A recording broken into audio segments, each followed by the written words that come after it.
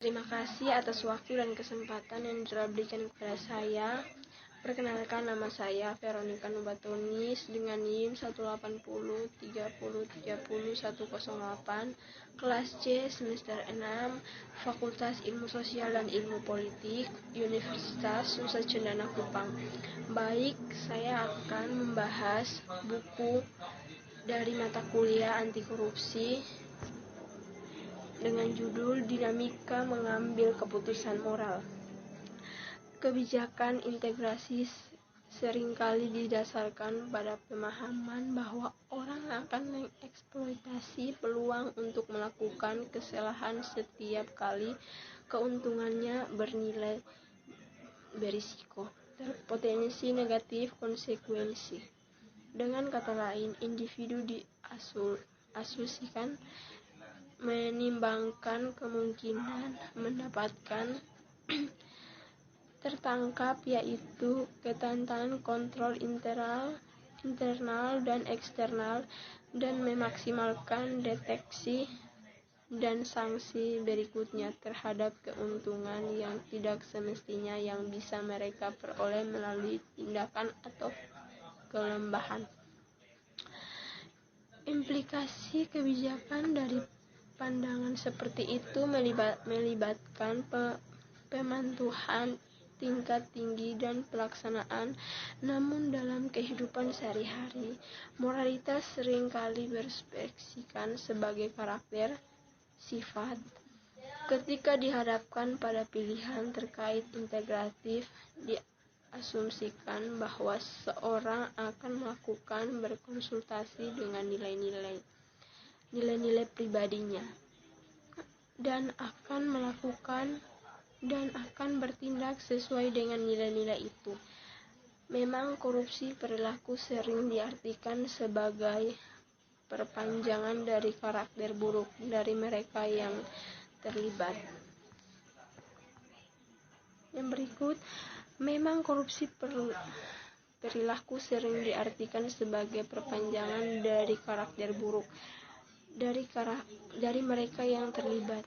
Penelitian perilaku menangkan analisis biaya manfaat yang sangat rasional dan juga analisis pemahaman terbatas tentang moralitas sebagai ciri karakter. Sebagiannya caranya lebih bernuansa gambaran dinamika dan dibalik pilihan moral.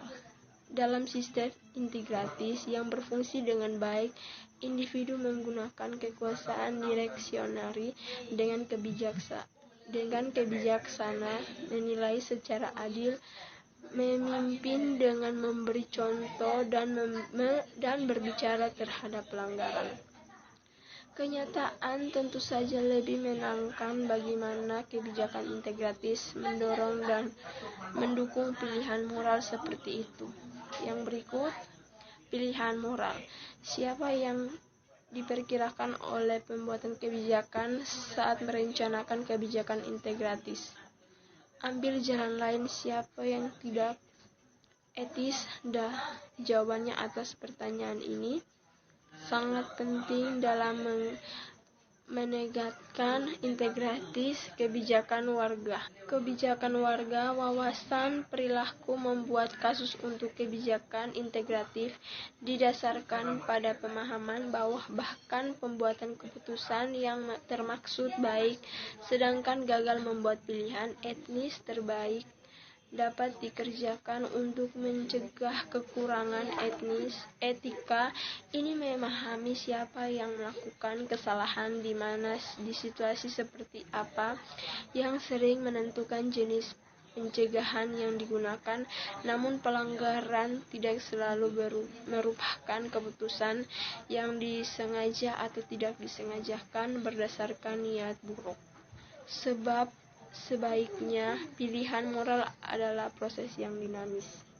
Yang berikut, keseimbangan moral. Tindakan buruk sering kali menghasilkan keinginan di pihak individu untuk melakukan tindakan artikus atau pembersihan. Sebagainya, melakukan sesuatu yang baik dapat menghasilkan perasaan terbaik atas perilaku atau egois. Proses keseimbangan moral ini seringkali tidak disadari. Untuk misalnya seseorang mungkin memberikan sumbangan untuk amal, menghilangkan perasaan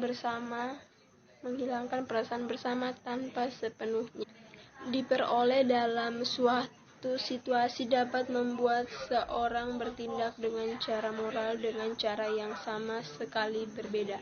Misalnya, file individu mungkin memberikan tip yang baik besar saat makan malam karena mereka merasa bersalah karena mencuri makanan penutup.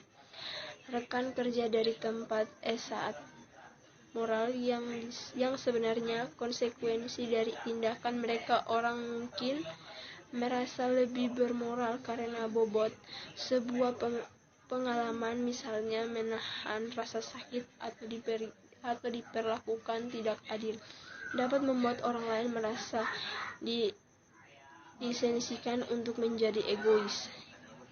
Yang berikut, saya pantas menerima atau bervariasi antara orang-orang dan lintas situasi dan keadaan. Oleh karena itu, lebih kebijakan integratif harus mengentahkan mayoritas direncana untuk mendukung dinamika yang mendorong pilihan etis. Yang kedua, meningkatkan titik acuh moral. Meningkatkan titik acuh moral menyebabkan orang untuk mengabadikan tindakan mereka sendiri dengan standar internal yang lebih tinggi. Yang berikut, untung dari korupsi bisa jadi godaan.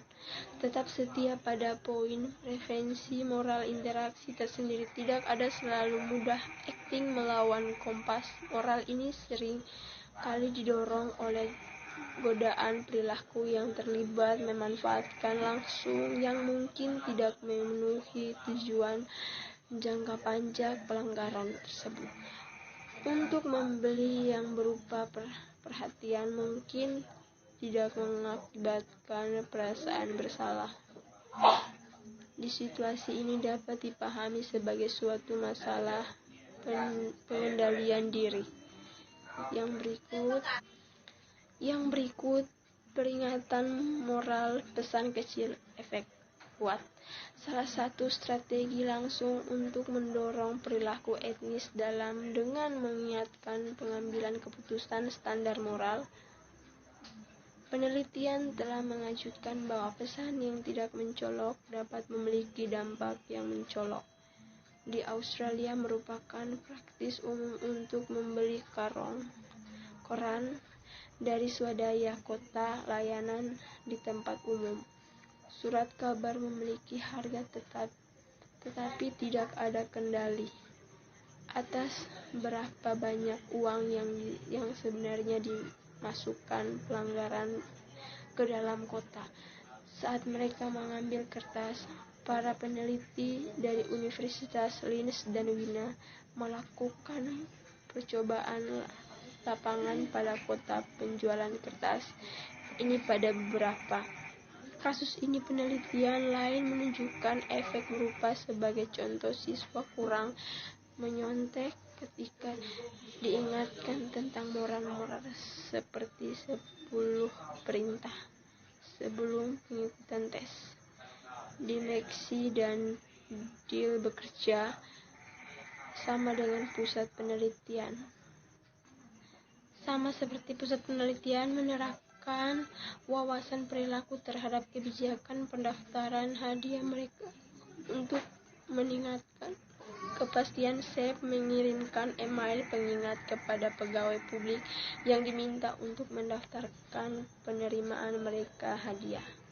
Yang berikut, mereka secara acak memvariasikan teks pesan. 5 jenis pengingat pesan telah dikirim. Yang pertama, hukum merupakan kewajiban hukum Anda untuk mendaftarkan hadiah yang diterima. Yang kedua, kejujuran. Kami mengakui kejujuran Anda sebagai pejabat baik. Anda diharuskan mendaftar hadiah tujuan kejujuran Anda. Yang berikut, Tidak berapa menerima hadiah dapat membahayakan ketidakberpihak Anda saat Anda meminta sebuah hadiah daftaran. Yang berikut, sosial lebih dari 1.000 pendaftaran daftar per tahun dilakukan oleh kolega Anda melakukan sama. Yang terakhir, sanksi jika Anda menerima hadiah yang Anda tidak memberitahu kami orang yang lain mungkin. Yang berikut, objektivitas dalam ilusi. Objektivitas dalam konsistensi dalam penilaian diharapkan dari pejabat publik. Sayangnya mereka tidak selalu bisa diharapkan dari perbuatan keputusan manusia.